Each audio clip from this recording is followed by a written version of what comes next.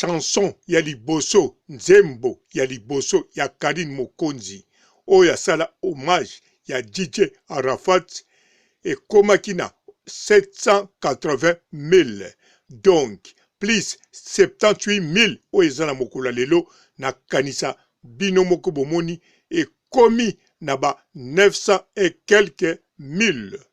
Alors Grace Mbisi nzembo na ye ya liboso ankoro soki totali yango na site na ye na mokolo lelo eza na 341 000. Alors tozongi na nzembo ya mibale oyo ya Karine Mokonzi. Laissez-moi tranquille, botikanga calme, botikanga malembe na malembe.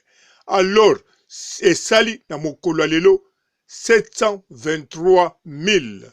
Toke na nzembo ya mibale oyo ya Grace Mbisi soki totali nzembo na ya mibale oyo ya dezade ekomi na mokolo lelo 220 ekomi na 115 000 views. Alors na kati ya site oyo ya ye. Alors tokei na oyo troisième nzembo ya Karine Mokonzi oyo bayembaki na le grand mopao na mokolo lelo ekomi na 844 000. Tokei na troisième nzembo ya Grace Mbisi oyo ya Zouk abetaki ekomi na mokolo lelo na 607 000. Alors toke na nzembo oyo ya Karine Mokonzi na claque na mokolo lelo ekomi na 176 000. Tokei na nzembo ya Grace Mbisi oyo bayembi na dondi na mokolo lelo ekomi na 161 000. Toye na acoustique ya Karine Mokonzi na mokolo lelo biso nyonso toyebi acoustique ekomi na 242 000. Alors ba chanteuse mibale oyo natangi bango nde bazali kotalela bango na ba chanteuse nyonso ya ba jeune, voire même ba chanteuse misusu baza kotala susu baninga na bango ba chanteuse. Alors na bango mibale nani azali gagnant? Gagnant akoyebana après 5 ans, donc na 2025. Mais oyo azako mene ezali Karine Mokonzi. Mbote ba papa, ba mama, bandeko. Mbote ba rando na ba randonnette. Mbote batoyo balingaka rando na ba oyo balingaka rando te. Mbote ba jeune garçon na ba jeune fille. Mbote bana mike na ba bébé. Mbote ba Sainte Anoirite, Sainte Thérèse, Sainte Ingrid Kabongo. En tout cas, na kanisa boyoki na tangi ba oyo musicienne na biso, ba chanteuse na biso mibale oya poto, baza koningisa kaka poto te, mais baza koningisa pe Congo. Alors na kanisa binotu boyebi tina baza koningisa ba chanteuse ebele ya poto na ya Congo. Pambate mutu asimbi vola ezali Karine Mokonzi. Grace Mbisi azali lokola receveur ya fula fula. Alors tangu mopila azako bula bien, azako kumba bien, azako freiner bien, azako mema ba client bien. En tout cas ezali esengo ya receveur. Alors sikoyo ba oyo mususu bazape ba chauffeur, ba chanteuse mususu na ba misusu bazape ba receveur, bien sûr ba receveur bazamuke bangotu baza mingi ba chauffeur, mais bazako koka de batu wana te baza kotambola na fulafula moko oyo le grand mopila ezali Karine Mokonzi. Yango wana ndenge baza wana bazo sambela pe bazo mituna stratégie nini tokosala pote tolanda stratégie ya Karine Mokonzi. Yango nakanisa bomoni oya biso Claudia Bakisa amemaka miziki na ye na niveau moko ya propre. Alingaka makambutu ezala ya propre. Yango yemba ye aza bikrokoto te. Bikrokoto. Alors, a comprendre que fo na miziki esengaka te ozala kaka propre leka. Fondi magape babikrokoto. Yango bomoni Claudia Bakisa autosala neti akomoteka na zandu akomoteka bapondu, donc a comprendre que le grand mopila Karine Mokonzi aza na biloko tuwana tika kufansoni tika ngape na badosala mwandambu ya bakomedi ya biloko oyo ekokozala bikrokoto parce que sina sali ba oya propre na bateau na yembi na ba le grand mopao na yembi na ba maestro na yembi na batu ebele mais Karine Mokonzi oyo akotikaka na fulafula a démarré voire même na deuxième vitesse te lokola ezalaka grand car a démarré na quatrième vitesse a memi na receveur oyo akomaki na chômage grâce mbisi yango wana nakanisa ngana koloba bilobela te mais bomonaki Carmen Odia a odiaka o babengi l'espagnol la haine ayinaka Karine Mokonzi alors mais alobaki te tozala ba diabolo te tondima acoustique eza somo ba chanteuse mususu tozana bangwawa azoyemba mais ozoyeba te soka azoyemba to azosala nini nakanisa mutu to yebi Carmen Odia wana modèle a odiaka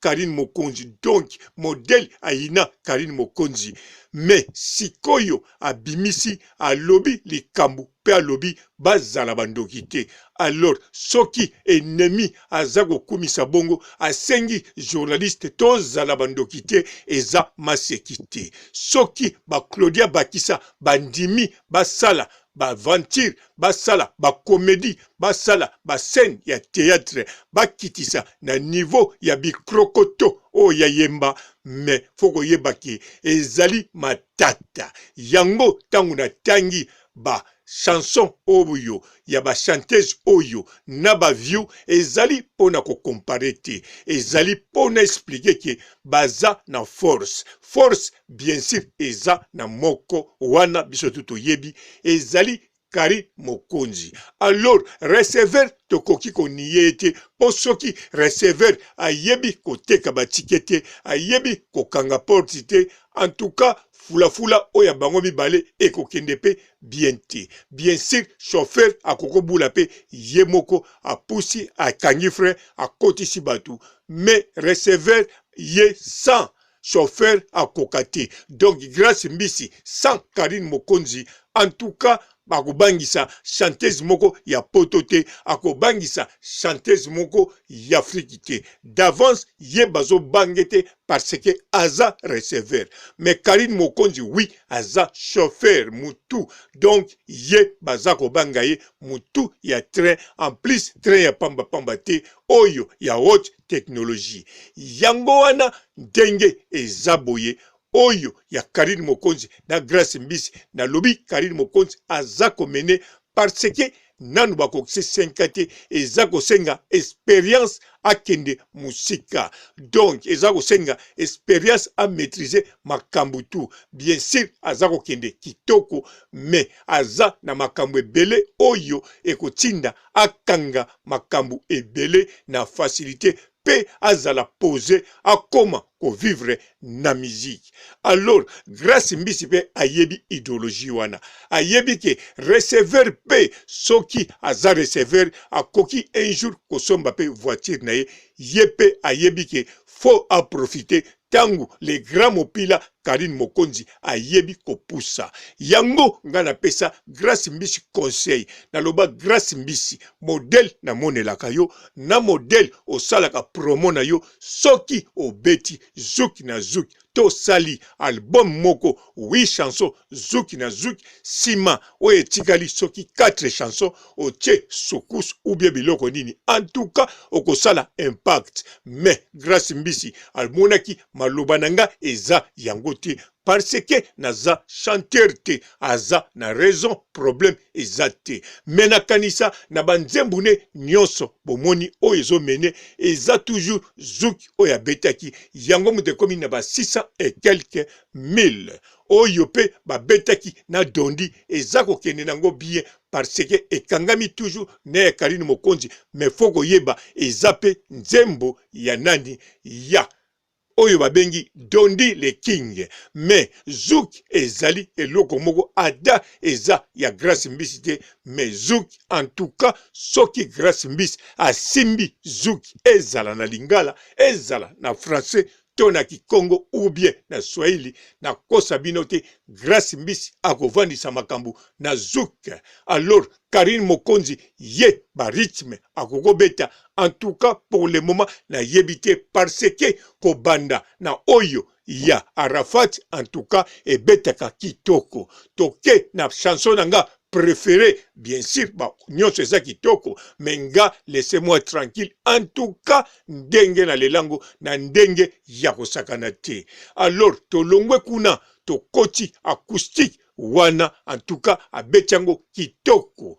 tokei na oyo yo totali ya claque ezali kitoko mais eza na participation ndenge moko ezali biloko mingi ya claque ndenge tolobi mais acoustique bien sûr ezali acoustique mais ye moto a joué rôle ebele ata banzembango eyebana donc eza différent bien sûr aza toujours na batu baza kolobele mais aza na mingi sa yebi donc Karine Mokonzi aza na be style oyo ye moko akoki ko imaginer ekoko simba mais sikoyo nanu na moni style oyo ye akoko bénéficier nango makasi te mais ye ayebi musique avanda na ba musicien ayebi ebele mais pona Grace Mbisi ye esengeli mingi zouk ndenge na lobaki ne moyen na chanze ezate zouk bana ye ekozala meilleur na biloko ebele alors ba chanteuse oyo nyonso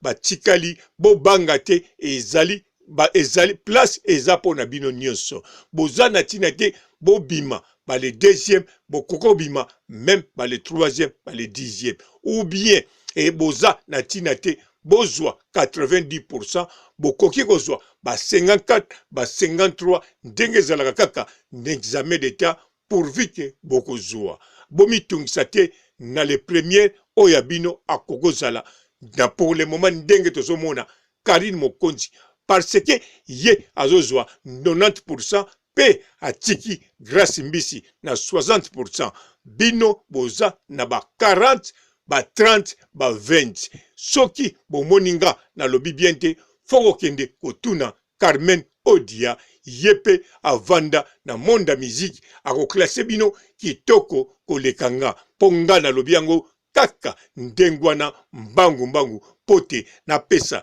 résultat ya mokola lelo ndenge tozokoka continuer koyoka bilengi ya nzembo ya acoustique oya Karine Mokonzi pe banzembo oya bino toyoka kango pe poto kokangama tokoki kokangama kaka na acoustique te toyokaka netinga na yokaka ya Karine Mokonzi nyonso sima na kiti ya receveur na Grace Mbisi na koti Claudia Bakisa na keiba chanteuse nyonso pote na mekotala oyo kosenga na continuer koyoka yango tangu na kolia to nazobima to nazotambola ou bien na lali na sukisi awa botikala malamu ciao.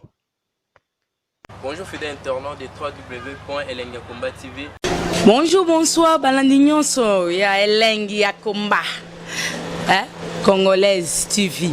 Belé, partout dans le monde, partout où vous êtes, partout où vous êtes, Elengi ya Komba TV, vraiment. Bonjour, bonsoir, na abonné, bafa nyonso ya Elengi ya Komba Congolais TV. Bonjour à mon boss, on a appelé ça vraiment un pandi. Bonjour à mon boss, JP Kiama. Je salue mon boss Balobi, boss des boss Babi, JP Kiama.